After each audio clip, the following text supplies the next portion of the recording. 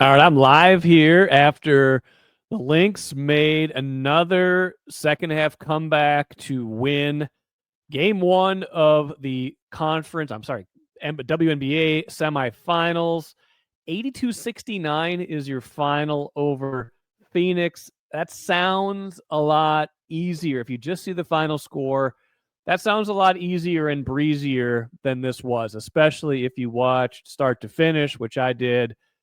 The first half of that game was not pretty. It was not going Lynx way. They gave up 42 points in the paint. This is a team with last year's Defensive Player of the Year, Nafisa Collier. This year's co-defensive player of the year, Alana Smith. We'll get to both of them here in a minute. Both of those are interior players. You're telling me they're going to give up 42 points in the paint with both of those players.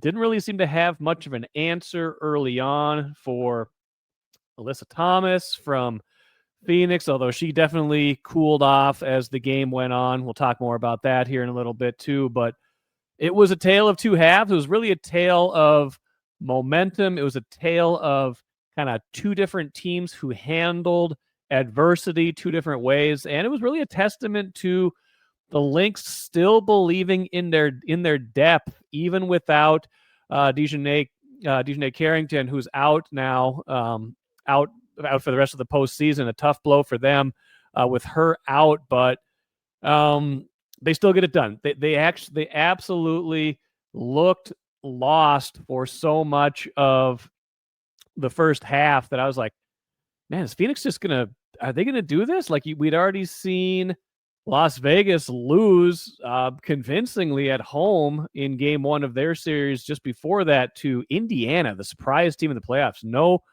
Caitlin Clark. They handle Atlanta in the first round and now take game one from Las Vegas.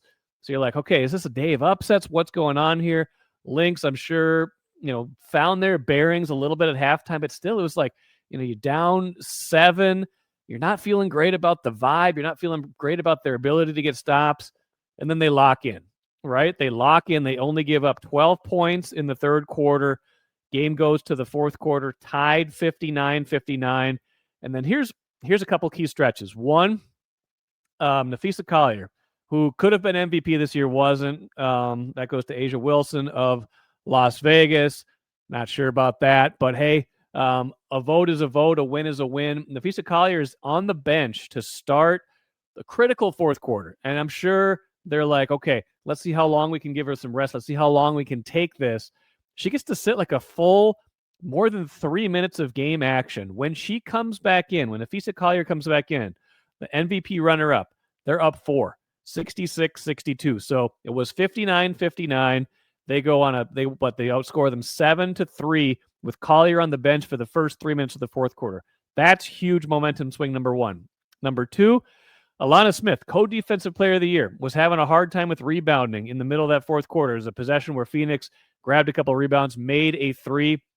Cheryl Reeve subs her out with about 4 minutes left, goes back to Klendikova, and Klendikova ends up being like a plus 14 in the most of that. I don't know if most or all of it in the fourth quarter. A lot of it in that beginning stretch of the fourth, and then a lot of it in that final 4 minutes of the fourth, while the Lynx are going on a 12-0 run to kind of close out that game. So the depth right there to have two of your best players, two of your bona fide, award-winning players, Alana Smith and Nafisa Collier, obviously struggling to a certain degree or sitting out to start the fourth quarter in Collier's case and still be able to get it done. That was impressive to me. That was a big part of how they were able to get this done. Courtney Williams, of course, a huge part of how they're able to get this done as well. She was fantastic in this game, stuffed up the stat sheet in a big way, made clutch bucket after clutch bucket, made tons of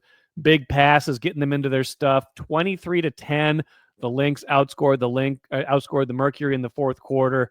Final numbers for Courtney Williams, 11 of 19 from the field. And when you're getting a lot of that mid-range, that is a high percentage to shoot.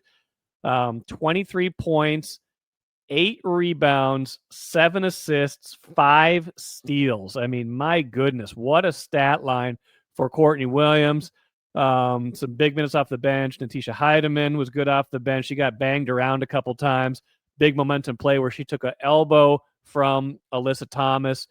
I felt like that woke them up a little bit. They were already awake, but that woke them up a little bit more. That play happened in the third quarter. That was a key play. They got a technical foul shot out of it, but really it was the people you expect. We haven't even mentioned Kayla McBride, which is a shame. She gets overlooked all the time. She made 4 threes, 21 points, a plus 14 in the game, 6 rebounds, 2 assists, 1 block, didn't turn the ball over at all. Like, she's playing lockdown defense again. So it's her. Collier has 18 points. She's a plus 9, 18 points, 9 rebounds. Courtney Williams, 23, 8, 7, and 5. And then, the bench effort, and especially from Maria Klendikova with 4 points and a plus 14 in those critical 8 minutes. So, it's kind of what the Lynx do. And like, shame on me for I'd say not believing, but wondering if they were in trouble again. Like, I had this whole thing against Golden State where I was like watching that game. It's like, man, they're cooked. Like, this thing's going 3 games. Like, there's no way around it. They're cooked. They're in Golden State. The crowd's rocking. And what do? Instead of giving up and saying, you know what, we can go win a game 3 at home. They rally and win that game by 1. Get that nice 3-day break. Thursday didn't have to play. Friday didn't have to play. Saturday didn't have to play. Sunday they play a little bit, get their legs going, but it works out for them in the end. I think Phoenix was maybe a little bit tired. They had just played a couple nights ago in an emotional, difficult series with New York. So you had that factor into it, and you had other factors into it as well. I thought Phoenix looked great for, most of the first half.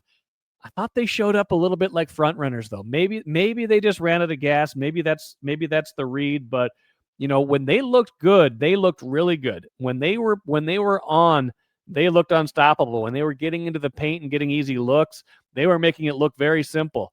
When things got tougher in the second half, when the Lynx made adjustments, started crowding the paint, started not letting Alyssa Thomas get to her spots. I think she only had 2 points in the second half. When they start doing that, Phoenix not only looks entirely beatable, looks down. They kind of, like I said, they played like front runners. They kind of played like front runners where when everything is good, they're good. When everything starts to go bad, they didn't have that resolve in game 1, at least. They did not have that resolve in game 1 to kind of fight through it, to come back. Obviously, the Lynx have that. They've shown that time after time. They've shown that this year. They showed it last year. We know they have that in the tank. So that was what was impressive to me, like that the Lynx could look that bad defensively, give up 42 points in the paint in the first half, still come back, still feel okay. Probably got chewed out by Cheryl. I'm sure she was getting after him at halftime, but have the wherewithal to tighten it up, make some adjustments, play harder, play smarter. Just know that you have that. Know that you have that within you. That's impressive. That's impressive to me that they're able to do that. So kudos to them. Now they go to a game 2 Tuesday night. Again, anything can happen. Like, these playoffs are showing us anything can happen. Like Vegas almost gets bounced by Seattle. Then they lose game 1 today. New York, who we'd been talking about all year, like, hey, Lynx, New York. It's going to be a rematch. Then the Liberty kind of struggle in the regular season. They got to get past, a Brianna Stewart injury. She's back in the playoffs, gets nicked up again in her knee, and then they get bounced. They're out before the Lynx even see them. Like, that's who their opponent now would have been instead of Phoenix, if Phoenix had not taken care of New York in that game in Phoenix a couple days ago. So anything can happen in these playoffs. All 3 of the other quarterfinal series went to a third game. Like, this is not going to be easy. These are all really good teams right now. Like, this isn't the old WNBA. And again, Kent Youngblood, former Star Tribune Lynx beat writer, used to talk about this a lot when we would talk on the podcast the last couple of years. Like, you used to be able to kind of count on some nights where you were going to be able to win relatively easily. Even those playoffs, the first round, you were probably not facing a really bona fide, gotta be, they belong here kind of team. Everybody here belongs now. The players are so good. The league is elevated to such a height now where none of these series are easy. None of these games are easy. And I think that showed up tonight. Like, the Lynx, for all of their accolades for how good they were in the regular season, 34-10, for sweeping the first round of the playoff series, like, they're right back into, clutch mode, and they have to kind of grind these games up, but they've got enough in reserve. They got the players. They know who they can count on. They know exactly who they are. So in these moments, they're able to do that. So that's kind of what it came down to for me in this game, that A, they had that resolve. B, Courtney Williams was terrific.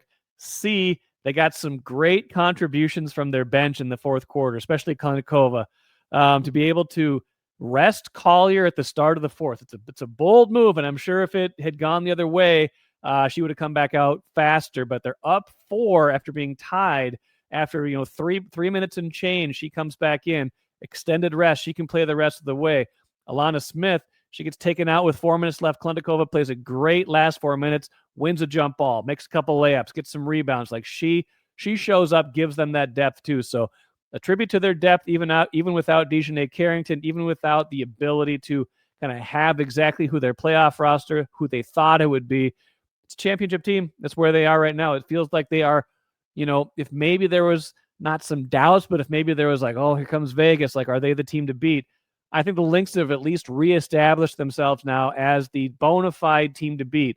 And we'll see if they can close this series out in a couple more games. It's a best of 5, of course. Remember that. I'll be doing this again Tuesday, Friday for game 3 against the Mercury in Phoenix, 8:30 tip-off. So probably finishing up around 10:30ish, expecting to go live. I will be out at a bar of their own in Minneapolis. Excellent spot. I'll be watching the game there and then doing a live post-game recording and broadcast into the bar there. So if you are around, please check that out. Check out the Tuesday post-game podcast. If you want to share this around, it'll be on the Daily Delivery site soon on YouTube. So thank you so much for listening. Great win by the Lynx. Nowhere else to put it. Nowhere else to say it. Thanks for joining me.